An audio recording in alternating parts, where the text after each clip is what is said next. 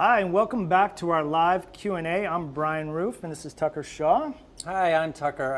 I know you were expecting Ashley, but she's not here today. She'll be here in the future. I'm stepping in. I'll do my best. I know people like Ashley, but you're going to have to put up with me today. This is our bi-weekly Q&A series. We're here every other week to answer your home cooking questions. Yeah, and we're about a week from Thanksgiving right now. Makes me really nervous, so I have a lot of questions. I don't know about you. We hope you have questions too. Definitely chime in with your questions. We're going to do our best to answer them. Every Thursday at 2 o'clock, like I said, we're going to be here. And today's very special for us because we have our friends on Facebook Live and YouTube joining us for the very first time. We're happy you're here. Yeah, so fire away with your questions. Stump the chump. Okay, you want to start it off? All right, here's a question from Jan T, who's From Twitter. from Twitter. She says, when blanching vegetables, it says to cook them in boiling water for 2 minutes. So, Brian, do you start the timing as soon as you put the vegetables in the water, or do you wait until the water comes back to the boil? I don't want to overcook the vegetables. You know? Right, it somewhat depends. I think most of the time, in most recipes, ours excluded, they mean from the time the vegetables hit the water, the blanching begins. But a lot of times in our recipes, we try and be specific enough to say, wait till the water comes back to the boil and then start timing it. So. All right, so unless we say otherwise, you can start your timer right as soon as the vegetables go in. Correct. The worst thing to do would be to overcook them. So, fish one out and take a bite if you're Yeah, you can always cook them longer if you need to. You can't take it away. Yeah. All right, we've got a question from Oz. I love that name. I think it might be Dr. Oz. Dr. Oz, all right. Big well, fan. it's an Oz. Might be the wizard. Oh. Yeah, anyway. When is the best time to buy a fresh turkey for Thanksgiving? I don't want to wait so long that it's slim pickings or buy it too soon and risk it spoiling. Right. Well, I always pre-order through the grocery store and let them store it for me until the Tuesday or Wednesday before Thanksgiving. And then I show up the first thing in the morning to beat the crowd and pick it up. Yeah, so don't wait on ordering it because that's where you'll really be sad if they just don't have it available. Right. Or if you buy a frozen turkey, it takes about 3 days to thaw in the refrigerator, depending on the size. So you could buy it as far back as Sunday or Saturday. If you don't have your turkey plan now, immediately after this Q&A, take care of that turkey plan and put in your order. That's what we think. All right.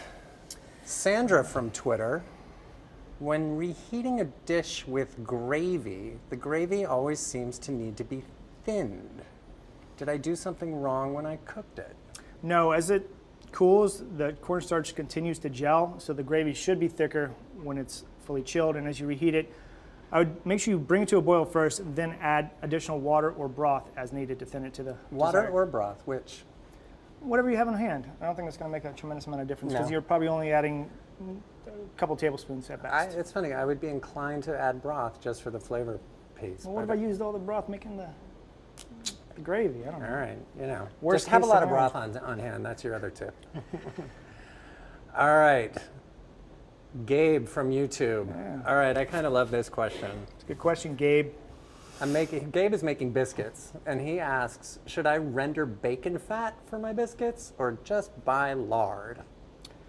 Well, they're going to behave differently. Lard is a little bit more set and solid right out of the refrigerator, and bacon fat tends to be a little bit more creamy. So you'll get a different product. I think the biscuits with lard will be a little bit fluffier and lighter, but I'm going to bet that the biscuits with bacon fat will taste a lot better. So it's up to you. You can't lose, really. It's a win-win for everybody, Gabe. You got good biscuits, good fat, you name it. All right, let's see. We've got Morgan from North Carolina, and she asks, what is your favorite hot sauce? That's a big question, Morgan, because there are a million different hot sauces, and to pick just one seems almost dangerous. Yeah, it's impossible. There's a hot sauce for every occasion. Sometimes it's Tabasco, sometimes it's Sriracha, sometimes it's Texas Pete or Frank's. I don't know. It really depends on what you're cooking. I'm glad you're asking that because our current winning hot sauce, sort of all-around, all-purpose hot sauce is the Hui Fong Sriracha sauce, and we like it in ramen, we like it on eggs, we like it anywhere we can get it. But we have a lot of recipes that call for a specific hot sauce because, hot sauces have such different profiles. Some of them have more vinegar, some of them have more of a pepper flavor or a fruity flavor. So our North Carolina dipped chicken recipe, for example, really hangs on Texas Pete hot sauce. And you know, whenever you're making something sort of buffalo flavored, you probably want to reach for the Franks. Correct. Some people swear by the Tabasco. I don't know. I mean, why not have more than one hot sauce in the fridge? All right, what else we got here? All right. Matthew from YouTube. He's making pumpkin pie and wants to know evaporated milk versus sweetened condensed milk or something else. I'm not sure that's a one-for-one swap, is it? No, they're different products altogether. If your pumpkin pie called for milk or cream, you could use evaporated milk, but the sweetened condensed milk is going to behave entirely differently. Speaking of sweetened condensed milk, I like to eat it straight from the thing. I know. It like goes back to my childhood or something. I can't explain it. It's like sugar. Yeah, it's right? pure and sugar, milk. yeah. And like, I'm Nailed like a it. cat with That's the sweetened ingredient condensed list on the milk. can, sugar and milk. All right, Gus, chiming in from YouTube. Oh, yeah. Stuffing in the turkey or dressing on the side? That's a lot of questions. I mean, Yeah. there's layers to this question. Stuffing, dressing. It's 100%. I heard that dressing is what's served on the side of the turkey, stuffing what's put inside the bird. But in my house, we call it dressing, we call it stuffing, but we never put it inside the bird. Why? You can't fit that much in there. It slows down the cooking of the bird. It's semi-dangerous, but if you like to live on the edge, that's okay too. You really have to essentially overcook the bird to get the stuffing to reach 160 degrees to where it's a safe temperature to eat. So All right, so whatever advantage you might think you're getting from putting the stuffing in Yeah. the bird is not worth it because your bird is going to just be dry and overcooked. Yeah, and People it are really gonna cry. it doesn't really. It's very sad. Yeah. And a lot of people think that cooking the dressing inside the bird flavors it, but it doesn't really flavor it as much as adding a well-fortified turkey or chicken broth when you're making it. Yeah. So do it on the side. And you know what? Make two. That's what I think. Everybody loves stuffing. I mean dressing. All right, Ken from the web. Hi, Ken. In the October-November issue of Cook's Country magazine, I'm glad you're asking that question because we both spend a lot of time with Cook's Country we do. magazine. There is a recipe for turkey in a bag for a crowd. I have a few questions about it. First, is the skin crisp as well as brown? I'll take that first. Yeah, let's do these one at a time. All right. I feel like crisp skin is a very fleeting, momentary goal. Don't break my heart, Brian. Fried chicken is crisp. Roasted chickens, roasted turkeys, I don't know, maybe for a second, but as it sits, the bird steams and the skin softens. So if anybody ever tells you they have a super crisp roasted chicken or turkey, They also have a bridge to sell me? yes. Is that the yes. idea? But All right. to answer your question, this bird is beautifully browned. All right, so brown. You're going to get the brown.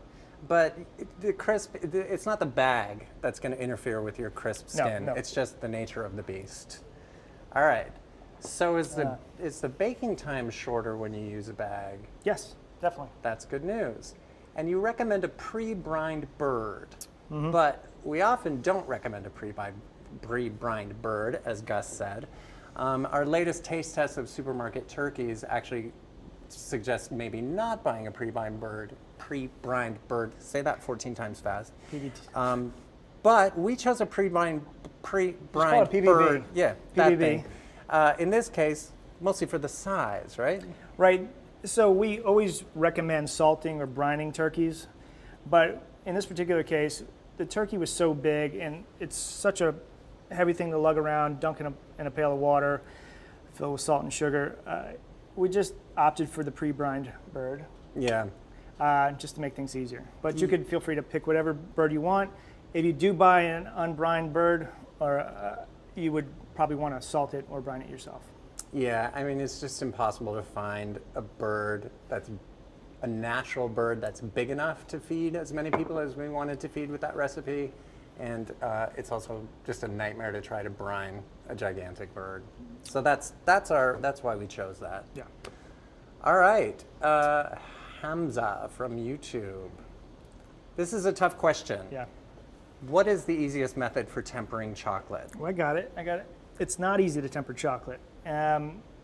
We have something that we developed for our potato fudge recipe that's just out in the DJ issue coming out soon, Yep. where we melt, I think, about 2/3 of the chocolate in the microwave at 50% power. Then to that, we add a third of the amount of finely grated or finely chopped chocolate, and let that kind of that brings the temperature of the melted chocolate back down to around 90 degrees, and hopefully it's tempered at that point. So you can find this technique on our website. And speaking of our website, we've really enjoyed having the YouTube and Facebook group. Thank you for joining us for the first few minutes here. We're going to still be here for another 45 or 50 minutes or so answering your questions over on americastestkitchen.com/live. And so if you subscribe to americastestkitchen.com, you will have access to the rest of this Q&A, to all the Q&As we've done in the past, to the Q&As we have yet to do. We have recipes, equipment reviews, taste tests, pictures of us, things of us cooking. There's a lot of stuff more over stuff. there. Yeah, You know, and coming up over the Incredible next value. incredible value. Over the next 45 minutes or 50 minutes or so, we'll be taking more of your home cooking questions about Thanksgiving or just home cooking in general, or menu ideas, what to serve with what, maybe some relationship advice. I don't ask know. us anything. Fashion We're ready tips. for it. Anything. If you are already on our website, we're going to take a quick break and we'll be back here in just a few minutes. Few seconds. Seconds.